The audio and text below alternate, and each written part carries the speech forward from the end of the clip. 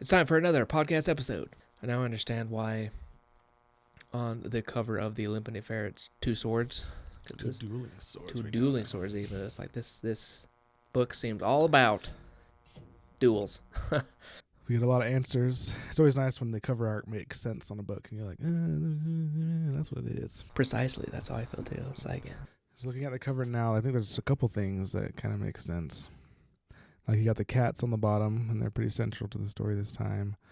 The dueling swords, and there's like a crystal crown in the background, which I think means, because there's one scene where I think we talked about it last week. Pass it this way, actually. I think we talked about it last week, but apparently there's an etherealist who can make clothes that influence emotions or something like that. But then Folly counters it by having a circle of crystals around Lady Hinton that will flash red when her emotions are being manipulated. And just like it'd be like, wow, look at it. There's even butterflies and a ship in the background, I wonder. Because you get nervous when you fly. I don't know. I would in this kind of a ship, I want to fly around in is a Poco ship. A Poco? Oh, from Skyward. Skyward. I want to do the simulation. That sounds like a video game that I would be so addicted to, just to zoom around and no consequences like a video game. But like the real controls of an actual ship. Which they sound a lot different than like our ships. Yeah, because they have the acclivity ring. So that definitely makes a big difference. But we're not talking about that. We're talking about the Olympian Affair. Pretty good group of chapters. A lot of things are set up.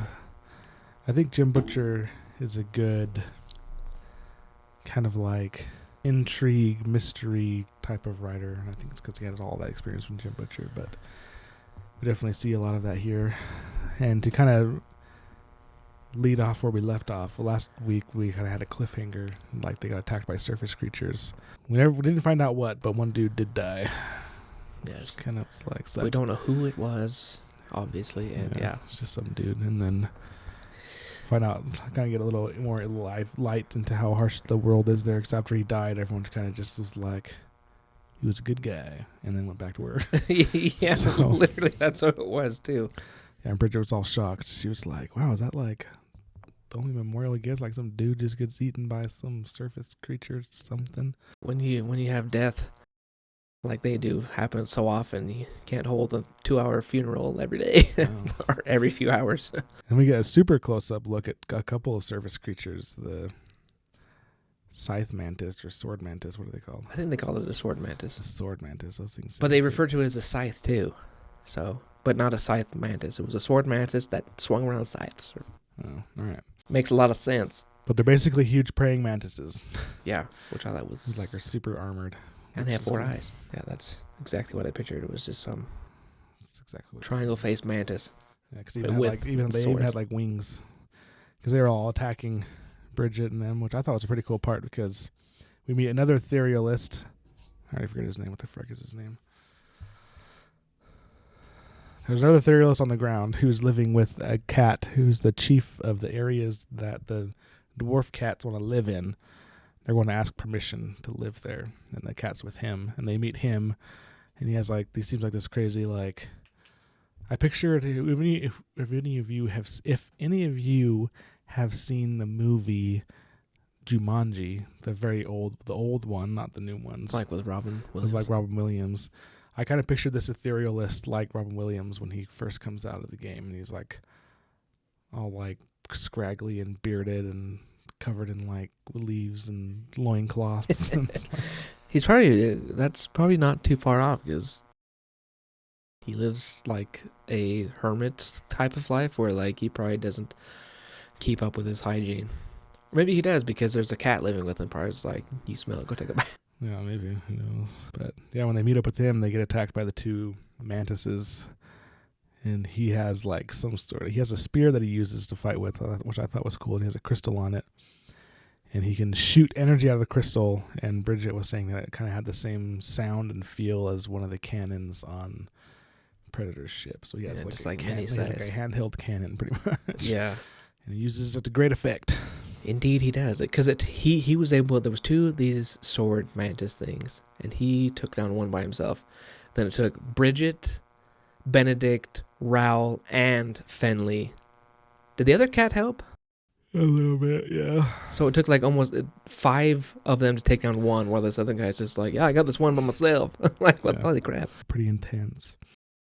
And at first, the cat that he's with, says, no, the little cats can't live in my territory, even though I don't live there, like, it's my territory. Yeah. And then after the fight, he's kind of like, okay, you can, like, live there, but as guests. And they're like, yay. He makes Saza his heir, so like once he dies, then they can just have it. Yeah. But I thought that whole exchange was funny and yet super frustrating, because even Fenley, who wants this new territory, was like, oh yeah, I totally understand that it's your territory, you shouldn't give it to us. But and like him is, while he made me think of like a rich person who has never been told no, and he's like, but this is mine, you can't have it because it's mine, but you're not using it, but it's mine. Or, you know. Yeah.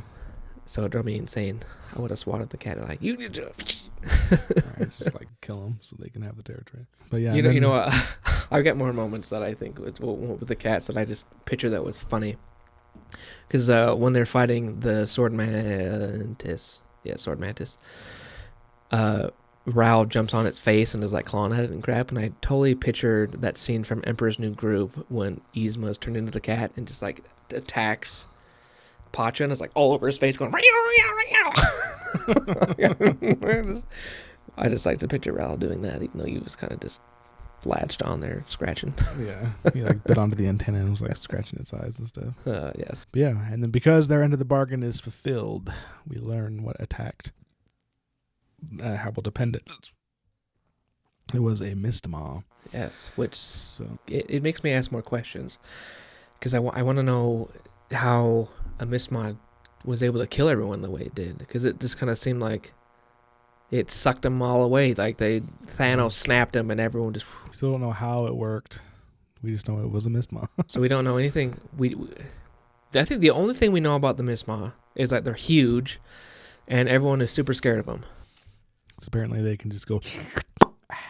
Yeah, like literally. Because it's so like when Cavendish set it upon those 2 ships that were fighting, it kind of made sense that everything was gone.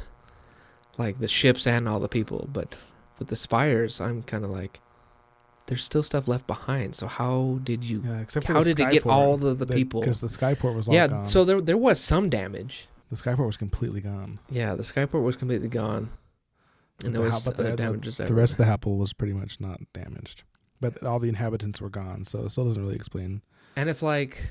Maybe, I bet she like did something to it, because we do know from the first book that Cavendish is able to control creatures somehow, because she controlled the Silk Weavers. Now she's upgraded the Mistmaw. And I bet, because I know when they were being attacked by like the Monarch one, they were mentioning how it seemed stronger than it should be, like more tough. So I wonder, I bet she did something also, because there's also, we remember one of the opening scenes, I don't remember if it was a prologue or not, but she was like in this vat of stuff and going all weird and crazy, and then she's like, I succeeded. And so I bet she did something to the Mistmaw, especially because like she seems like she's controlling it, of course. And then there's also, she's starting to like grow weird crystals like in her eyes. Yeah. And Espira's men are also starting to grow crystals like on their fingers, and like they have like this weird sickness. And so it almost seems like Cavendish did something etherealistic, if that's even a word. It is now. to make this Mistmaw more than it is. So it's just make it like more formidable, maybe it gives it some sort of ability where I don't even know. Yeah. But I'm sure we'll get a full view of it at some point, because right now it's just been like glimpses, and not even glimpses, like Espira's perspective is just like the mist roiled and then didn't see anything, and these howls are destroyed, places are missing, people are just gone. There's still a mystery around it. We know what it is, but we're still not 100% sure how she does it. I want to know if it's called a Mistmaw because it like lives in the mist, or because it uses the mist to like dissect its food. and I don't know, because the mist doesn't hurt people when they're in it. Yeah, so probably I just think because it's it just lives this there. big flying creature that has like a huge mouth is what my guess is. I'm picturing like a humpback whale kind of thing. You know, they eat krill, and so they have like that huge mouth. Right. Just like opens up, just like, that's kind of what I'm picturing. Something like that. Yeah. I'll be curious to see how it is, because I want to know everything about this creature, like how it moves, how it lives, what the heck abilities it has that allows it to decimate a spire. I like this part of books. So like there's always like seems like there's stages in books. You know, you have like at the beginning where things are amping up, you're meeting characters, the setting is being described, and we're kind of understanding a little bit about the world. But this part of the book where you're kind of like still you're at the tail end of the beginning and heading into the middle and almost to the middle of the book. And this is when we're starting to get a few questions answered. Things are also starting to get set up. And the setup I like that Jim Butcher is doing is he's setting it up to seem like Cavendish is like, she's super powerful. She can kill you just by crooking her finger. She has control of this mist maw. But she's extremely cruel, even to the point where Espira and Captain Ransom of the Mist Shark are conspiring together to kill Cavendish and commit treason against Spire Aurora. And that combined with Albion just generally wanting her gone. She's kind of setting it up to seem like there's going to be this big moment where Cavendish is going to come and she's going to Mist Shark. And she's going to attack, because we know she gave Lady Ransom a heading to say the next target. And the next target they're going to is Spire Olympia, which is where everyone is. So they're just going to wipe out Spire Olympia. And so it seems like it's being set up where they're going to show up, and then there's going to be like a mutiny, but it's going to fail, and then they're going to have to go and do this, and there's going to be this big battle they're eventually going to win, which I kind of like the setup, because it kind of that definitely feels like what's going to happen. It almost feels like to me like maybe they're going to have some sort of battle, maybe they'll even fight the Miss Maw, and then like as things are just like all is lost, we put everything against this Miss Maw and we can't stop it from killing us all, and then like Aspira and Calliope are going to just come in and stick Cavendish or something. I don't know what's going to happen. Because at the same time, the setup, like the Auroran, meanwhile, in like Aspire Olympia, we learned that the Auroran fleet, the entire fleet set sail and is hiding in the mist. I mean, no one, like, are they attacking Albion? Are they coming to Aurora? Or not Aurora, are they coming to Olympia, or are they going to Albion? Like, so there's like that. And then we have like the whole deal with Bayard as being set up to do a duel. What's going on? So I guess we now have the surface, but there's still kind of like a cliffhanger there too, because like Bridget gets beat up pretty bad, and like, we gotta leave right now because your blood everywhere. But I felt like this was coming. Cavendish was so cruel, and the only way she's been able to keep control of people is like by through fear. The fear, but now it's to the point where like, okay, we can either kill Cavendish and maybe die, or just wait for Cavendish to slowly murder us all. They even got to a that's point not even where their motivation of why they wanted to attack Cavendish, because Aspira feels sick because he's like, we're killing women, we're killing children, we're massacring people. It's not even like an honorable fight. Like, yeah, I'm a soldier and I understand war, but this is just so there's all massacre. that. And he doesn't want to be a part of it. So there's like moral reasons why he doesn't want to be a part of it. And Ransom, I think, is moral, but also motivated to save her own skin. I think she should be more in that category that you're talking about. And even more so because Aspira was given secret orders. And then when they decide to mutiny or to commit treason, essentially, they open the orders, and it says after Cavendish attacks her final target, Aspira and his men are supposed to kill Calliope, and I don't know, most of her crew or something. I think it was everyone. Like, they were supposed to. Oh wait, no, maybe it was like Calliope and her first mate or something like that, and then take control of the ship. They're supposed to give control to the Cavendish, and then fly. And then Aspira in his mind's like, I know what's going to happen next. We're going to do that. We're going to make the Spire Aurora, and then they're going to kill everyone except Cavendish because they want to keep this weapon. Yeah, anyone not named Cavendish or Sark is going to be killed. So he's just like pushed to the end. I think he's still super loyal to Aurora, Spire Aurora, but at this it's point, more like his home and not the leaders. Yeah, but this point, it kind of feels like almost like a Civil War situation where like he's going to fight to get rid of the people who are killing off his own people and telling him to do these terrible things, like outright murdering all the women and children and innocents and such. Nothing sat right with Espera. So they're brewing a plan. I wondered if Jim kind of did this on purpose, where we see a little bit of how Grimm captains. He goes to the whole thing with Gwen and how to discipline journeymen and such, and like how even after beating up his own crew man, he still like he inspires loyalty with his men, and they all respect him and follow him because they respect him. But then you got, on the other hand, the opposite side of the story, where Cavendish would just like literally treats all the people under her as if they are expendable resources that can be easily replaced. I just thought it was an interesting little look there. Yeah, big difference. Yeah, and then meanwhile, Spire Olympia, things are also heating up. Because we know that they're going to try everything they can to get Bayard to do a duel. And they think that, like, Grimm's like, I think I can keep him out of it. And Hinton's like, I think we can keep him out of it. But then Rafe Velasco does the one thing that guarantees to piss Bayard off. And Lady Hinton is invited to this, like, kind of like woman-only party. That's apparently like this high noblewoman society, political, social status kind of gathering where they talk and trade barbs and do political things.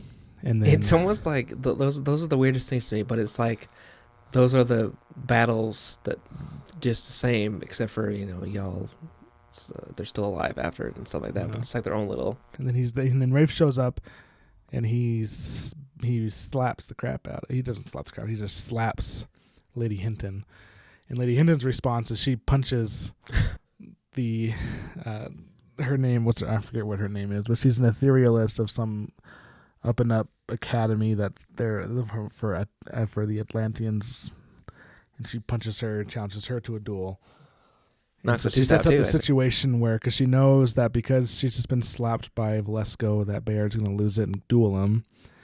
And so in her political savviness, she's like, so if he loses that duel, like, Albion's going to be humiliated, and if everyone's going to be afraid of Aurora. But then she slaps this woman, and starts her own duel, so that so it's kind of like the whole setup is that they're showing that they're resisting and standing up to Atlantia and Aurora. And so I was like, okay. It's all confusing to me. I feel the same. It's like, oh, okay. I don't know about you, but maybe this is just back in those days. But let's say that in like World War II, or even now, let's say that some member of Congress is going to duel some high member of China or Russia.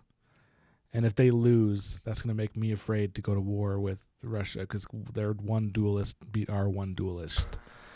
I'm like, right?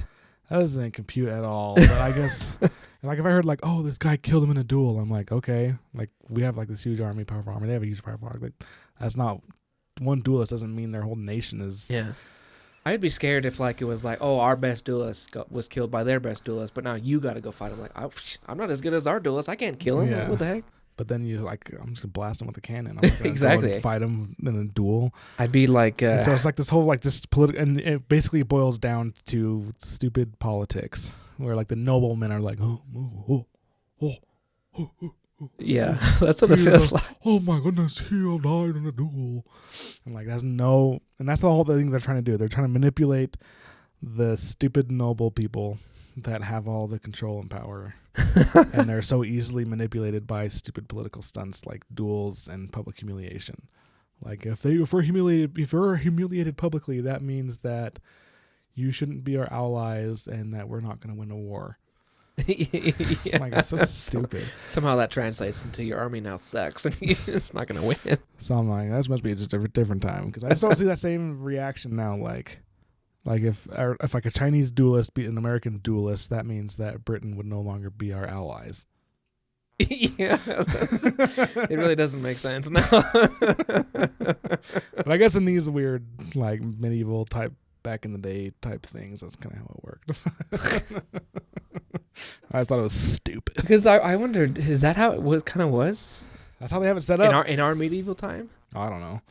Because I remember, like, I mean, you can go watch I think fictional movies and stuff about our. I'm sure maybe there's probably books too, but I did watch one movie where like one king sent another king an insulting gift, and so it made the other one king go to war with the other king. So maybe it was like, I'm sure it was very similar.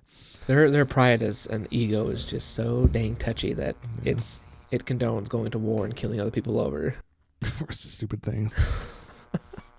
Slighted honor and humiliation. But yeah, so the duel is important for those reasons because it works in that society. But it's just kind of like looking back in our modern world, being like freaking idiots. Honestly, so that is really funny. But yeah, it works. Bayard flies off the handle. And Grimm has to like seriously calm him down before he was not even gonna challenge him to a duel. He just wanted to go there and like fight him and sort of brawl. So he had to calm him down, and then they did challenge him. And they kind of do like some reconnaissance because Rafe duels so much. He has another duel before the duel with Bayard, and he like easily wipes the floor with some Olympian dude. And they realize that he's better than Bayard. He's warrior born. He's younger, and it's pretty much guaranteed that Bayard's going to lose. And so they're kind of like, oh no. And Bayard's like, I'm a man. If I die, I die for Albion. Yeah. Just the classic, like, honorable knight kind of guy. Right. He's like, doesn't care if he dies. He's like, I will defend my honor or I will die. And they're all like, oh no. Yeah, that's what they're, oh no. Then something crazy happens. At the end of chapter 30, Bayard and Grimm are eating dinner the night before the duel, and it appears that Bayard is poisoned. Yes, because he's drinking some water, and also he goes like, and like falls over. But that's like literally how the chapter ends. And so it's like this new thing. It's like, does that mean because right before this happened, maybe not right before, but before this happened, Bayard was saying, if I'm unable to fight Rafe, that means you have to, Grimm. Oh, I wonder if that's going to be the twist. Then that made me think. I was like, oh my gosh, was this whole thing just to kill Grimm? I mean, he has probably pissed off Aurora more than Bayard has. I was like, maybe. I kind of went down. I was like, I guess Grimm is not really huge of a player. I mean, he's kind of annoying, but I don't know if they would go for that huge thing because beating Bayard would have a better effect than beating Grimm. But I don't know. I hope Bayard does not die. I hope he doesn't just get knocked off that easily. I want to see him fight. It sounds like it'd just be awesome and intense. I don't think Velasco could defeat him as easily as he defeated that Olympian guy. Yeah, even Bayard is like, I'll hold my own, and if he makes even one mistake, like he's dead. And because Bayard has what he has over Velasco is he has experience and he has like a more technical of a skill. And so it's like, if you make any mistake, he's going to exploit it. At least he's very confident that he can do that. But Lady Hinton and Grimm are kind of like, y'all gonna die. Yeah, they're definitely super worried about it. What do you think of the surface? The what? The surface. The service? What service? Surface. Oh, surface. Surface. It kind of seems similar to like our world, except something like some nuke went off and made all the bugs crazy. Maybe this is their version of Love and Monsters. Yeah, that's what it seemed like, honestly, because whatever that etherealist name is, he mentions a bear, and he's like, it's this big thing with... Oh, and yeah, it's like there's bears. Bridget doesn't even know what a bear is. There's also like huge bugs, and yeah, it seems bad, but it also seems like it's shrouded in mystery, and what's the word I'm thinking of? Superstition and like magical sense. Because when they went down to the surface in that initial area right around the spire, there wasn't really any defenses. There wasn't anything other than like a wall. Yeah, well, they had like a shield was essentially made to keep prisoners there. And so it almost seems like they don't really try to tame the surface. Like the workers down there didn't have any weapons. They didn't really have any protection, and their reaction was just to run and hide in the shelter, and hopefully you survive. And so it seems like they've made it more like a mystery, more of like legends and shrouds, and like it is dangerous. There's no denying that. But I think they've made it more into a prison, and so they want to keep it dangerous. And so my ultimate opinion is that I think that they would be able to have at least a semi-successful settlement down there if they were to invest in serious enough defenses. Because it wasn't like a all-on attack by the bugs. It just seemed like the bugs knew. I'm calling it a bug. I don't know if it's a freaking bug. Whatever this creature was. Whatever this creature is. It almost seems like the attacks happen because the creatures know that that's an easy food source. And so they just come back and eat them. But I bet if you were to like set up the equivalent of like an anti-air battery that maybe doesn't shoot like a concentrated ball, but maybe shoots like some sort of etheric net, because you can't see in the mist anyway. But if you can kind of locate it, like, it's like, I don't know.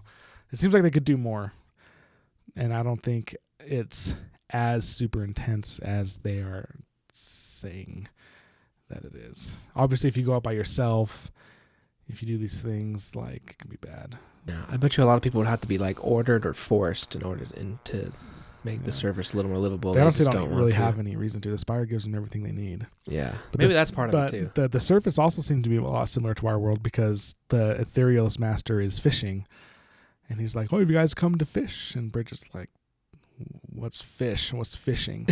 And I'm like, "Oh yeah, because they grow their meat in vats. Like they don't even butcher animals. They like grow their meat like we grow plants." Yeah, and the only animals I guess we hear about is the cats. Yeah, and like rats, I think. I don't think so, because whatever. Maybe there's rats and the cats hunt, because the cats hunt. I'm thinking surface animals that make it up to the. I'm thinking of whatever vermin they said is like roaming that the cats go kill. Yeah, but I think they did say surface creatures, not rats, actually. Like smaller surface, which could be rats. Who knows? So anyway, my point is like there's not really any mention of animals other than like the bear and like whatever creatures. Yeah, at least not in the Spire, is all I mean. But yeah, once you get to the surface, then you hear about them. Yeah, and dragons. And then there's dragons. And gross, nasty worm things. Yeah.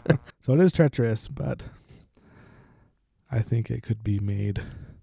I don't think they could move their entire civilization there, like make a whole thriving city. But I think they could have like some satellite settlements. I'm sure they could.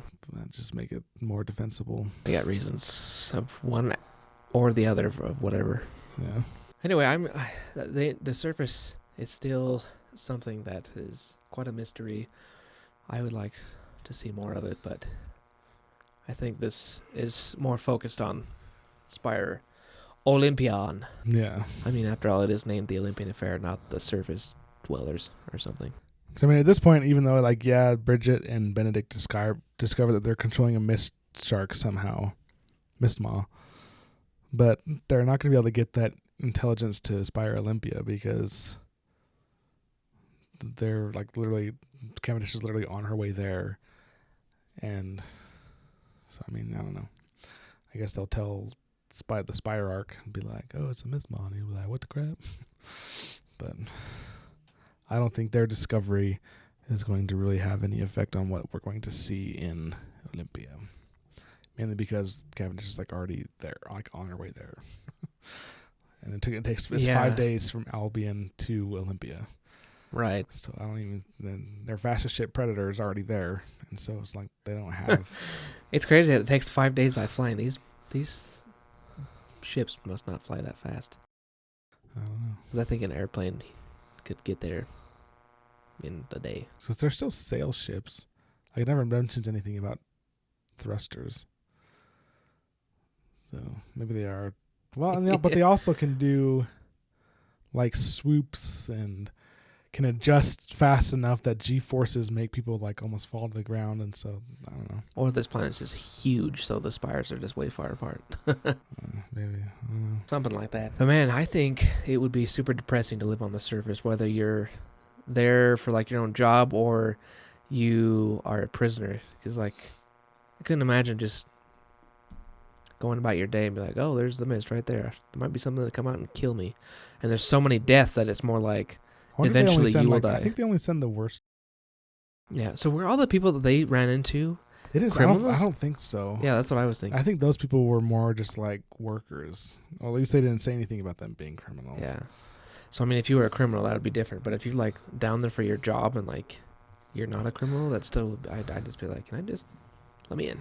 Right. And you don't even know what is out there. There's a whole lot of crap in there that just makes me go, I don't want to live here. Yeah, no, I agree. I wondered throughout this too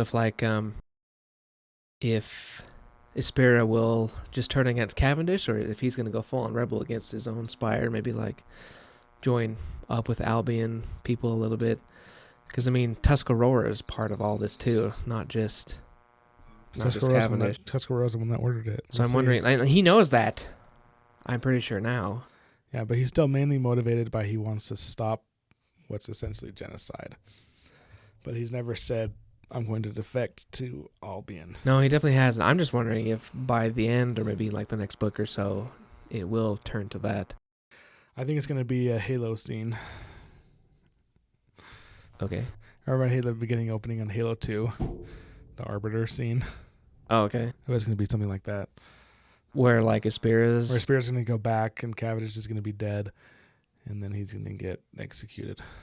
Okay, yeah, that's... See, that's why I kind of think maybe he'll help out Albion, because he has the choice of like helping out or... He still doesn't seem like he cares about Albion. Like I don't see him defecting. Maybe he'll be his own thing. He won't help Albion, but he'll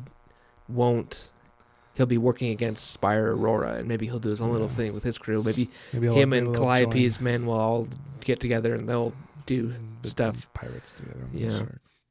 Because I don't think he'll go back just to be executed. He'll be like, no, I'm going to fight this because these are my people, and I'm not just going to let them be destroyed. What do you mean? Who's being destroyed? Whose of his people are being destroyed? Well, I'm more so thinking like his people, so Spire Aurora, like being under the rule of this guy, but also at the same time he doesn't want to see genocide for other spires and stuff. So his story will take an interesting turn, I think. Yeah. Well, it already is. I'm also curious to see if Cavendish survives, if she's going to keep pulling in more creatures that she can control. Because like she got the Silk Weavers in the first book, now she's got this Miss Ma. Can she already control the things? Or is she going to get control of other things? Alright, that's all we got for you in this episode. Next week should be pretty interesting. We'll see what happens with Bayard and his duel, and probably Lady Hinton's duel. We'll find out if, like, maybe the Miss Shark missed Ma. Wait a minute, isn't the ship called the Miss Shark?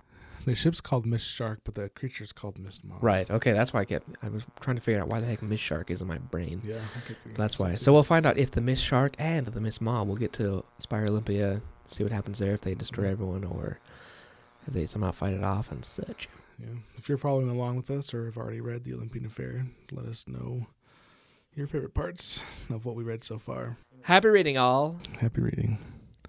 Goodbye.